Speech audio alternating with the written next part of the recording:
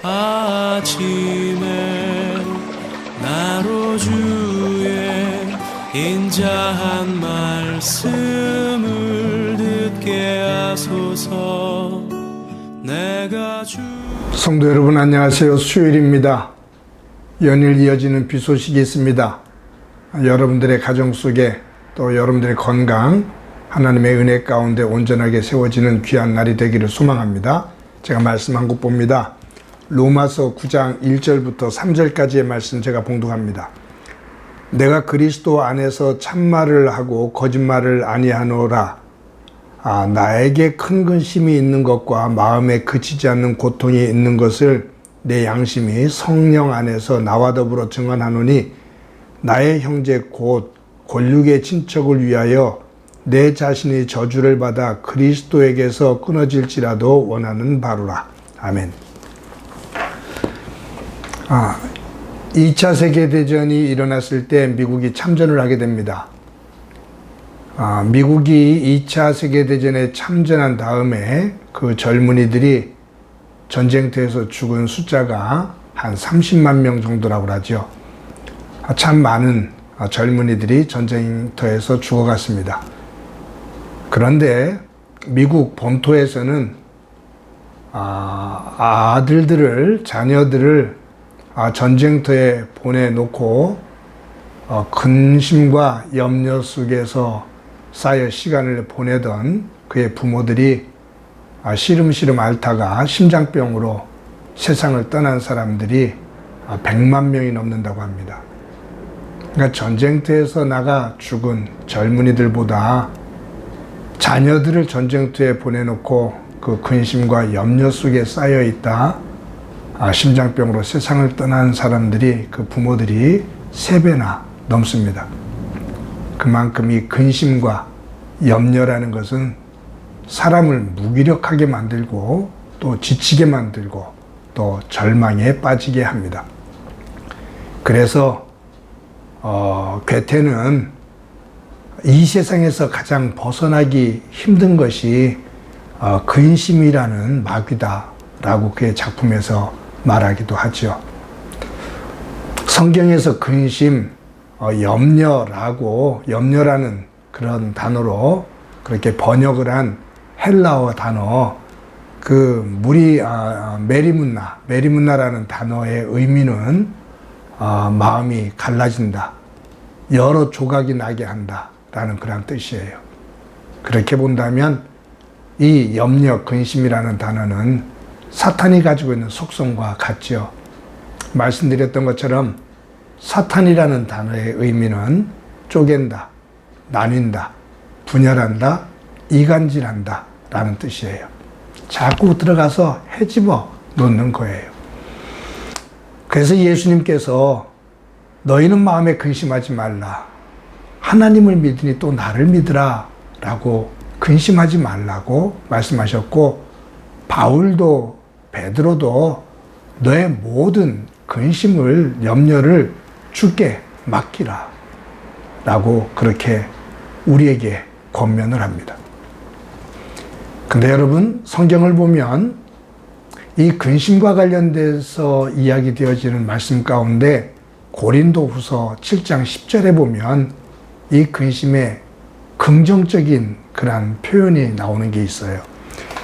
이 고린도전서 7장 10절 말씀을 제가 그대로 읽어드릴게요.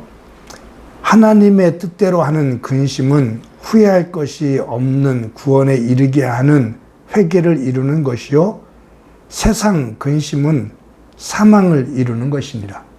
여기에 하나님의 뜻대로 하는 근심이라는 말이 나오고요, 세상의 근심이라는 표현이 나옵니다. 그러니까 근심에는 두 종류가 있다 그 말이에요.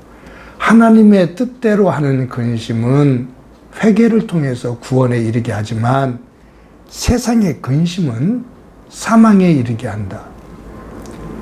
그러니까 사람들이 살아가면서 양심을 두드리는, 내가 악을 행할 때 하나님께서 내 양심을 두드리면서 나의 허물, 나의 잘못된 삶, 이것에 대한 근심, 이것에 대한 돌이킴, 그래서 이 하나님의 뜻대로 하는 근심은, 성령께서 나를 두드리시는 이 근심은 회개로 이어져서 구원에 이르지만, 세상의 근심은 멸망에 이르게 된다, 사망에 이르게 된다, 그 말이에요.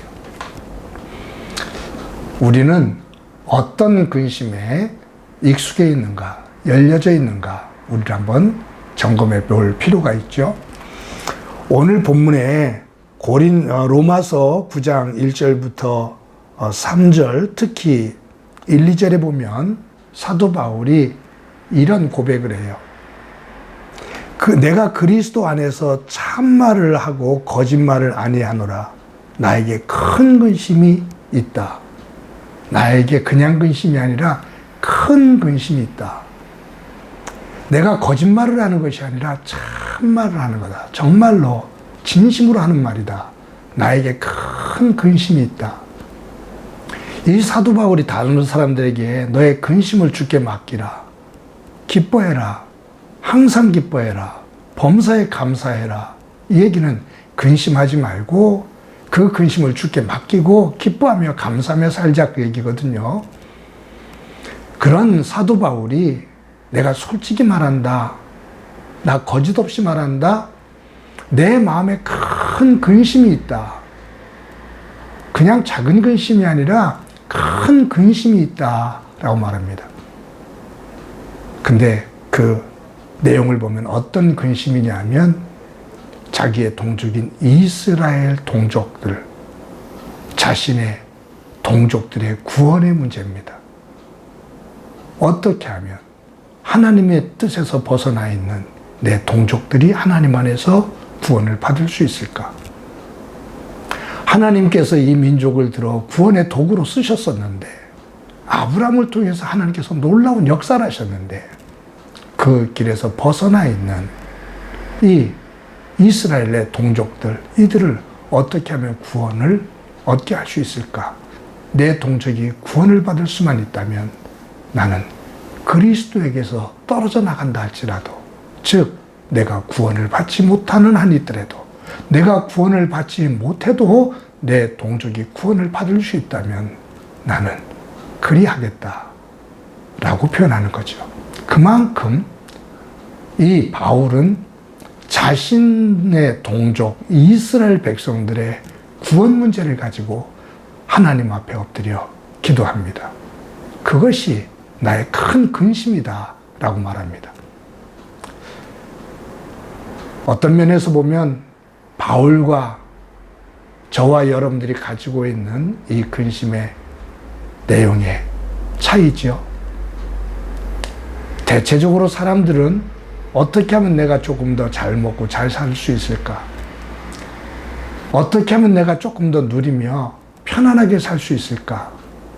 내 노후를 어떻게 하면 조금 더 안정적으로 가지고 갈 수 있을까? 그것에 대한 근심에 머리를 감싸고 피가 마르는 그러한 모습을 보이기도 하고 요동을 치기도 합니다. 그런데 바울은 그가 가지고 있는 근심은 동족에 대한 구원의 문제였습니다. 영혼에 대한 구원의 문제였습니다.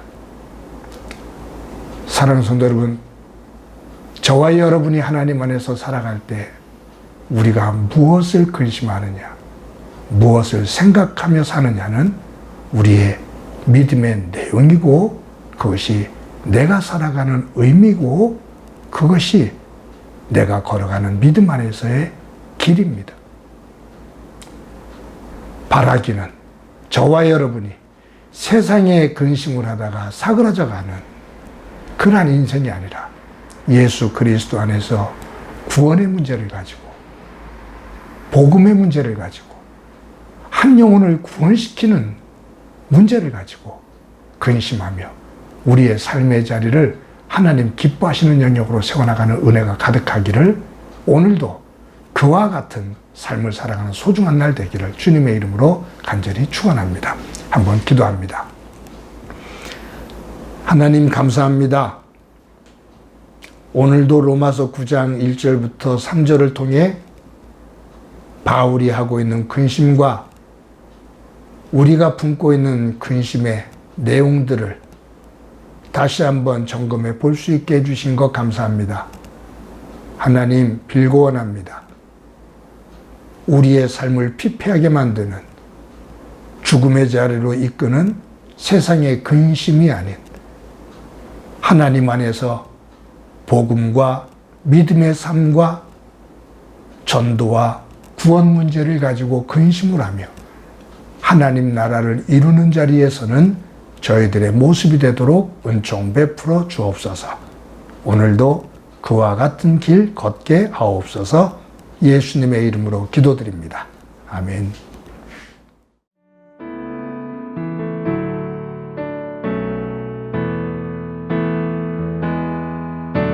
자신의 생각을, 자신의 유익을, 자신의 고집을 버린 자,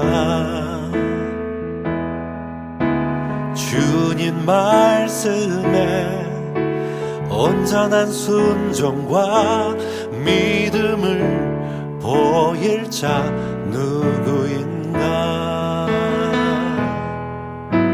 주님의 뜻 따라, 주님의 의 따라, 주님 기뻐하는 그 뜻 따라 자기 부인하고 십자가 지고 주님만을 따를 자 누구인가. 주님의 성령 부어주소서. 굳은 마음 제하시고 이 땅을 향한 주의 애끓는 마음 부사 무너진 교회 회복시키고 주 오실 길 예비하는 하나님의 사람, 그 마음 가진 자, 주님의 마음에 합한 자로 주님의 성령 부어주소서. 굳은 마음 제하시고 이 땅을 향한 주의 애끓는 마음 부사 무너진 교회 회복시키고 주 오실 길 예비하는 하나님의 사람, 그 마음 가진 자, 하나님의 사람, 그 마음 가진 자, 예수님의 마음, 그 마음 가진 자, 주님의 마음에 합한 자로 세워주소서.